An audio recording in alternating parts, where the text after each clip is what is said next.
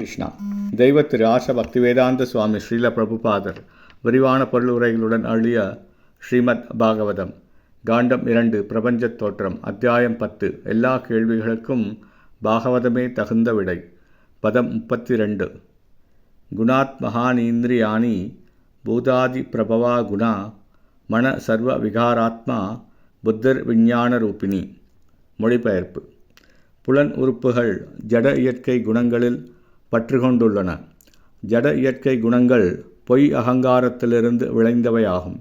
மனம் எல்லா வகையான பௌதிக அனுபவங்களுக்கும் இன்ப துன்பம் அடிமைப்பட்டுள்ளது. மேலும் புத்தி மனமாழ்ந்த யோசனையின் முக்கிய அம்சமாகும். பொருளுரை.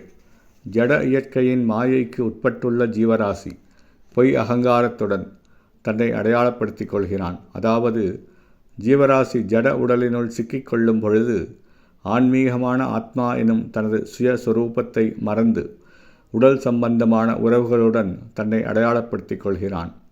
இப்பொய் அகங்காரம் ஜட இயற்கை குணங்களுடன் உறவு கொள்கிறது. இதனால் புலன்கள் ஜட இயற்கை குணங்களோடு பற்றை வளர்த்து கொள்கின்றன. வெவ்வேறு பௌதிக அனுபவங்களை உணர்வதற்குரிய கருவியாக மனம் இருக்கிறது.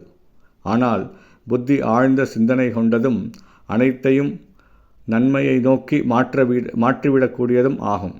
எனவே நுண்ணறிவுள்ளவன் தனது புத்தியை சரியாக உபயோகிப்பதால் ஜட இருப்பின் பொய் தோற்றத்திலிருந்து அவனால் முக்தி பெற முடியும். நுண்ணறிவு படைத்த ஒருவரால் ஜட வாழ்வின் கடினமான நிலையை கண்டுபிடித்து விட முடியும். இதனால் தான் யார், ஏன் வெவ்வேறு வகையான துன்பங்களுக்கு தான் கட்டுப்பட வேண்டும், இத்துன்பங்களிலிருந்து விடுபடுவது எப்படி எனும் கேள்விகளை கேட்கத் துவங்குகிறான். இவ்வாறாக சத் சங்கத்தினால் முன்னேற்றமடைந்த நுண்ணறிவுடையவரால் நுண்ணறிவு பாதையினும் நல்வாழ்வை நோக்கி திரும்ப முடியும். எனவே முக்தி பாதையிலுள்ள பெரும் முனிவர்களுடனும் ரிஷிகளுடனும் புத்திசாலி ஒருவன் நல்லுறவு கொள்ள வேண்டும் என்று அறிவுறுத்தப்படுகிறது. இத்தகைய நல்லுறவால் ஜடத்தின் மீதுள்ள பந்தப்பட்ட ஆத்மாவின் பற்றை அவிழ்த்துவிடக்கூடிய உபதேசங்களை அவனால் பெற முடியும்.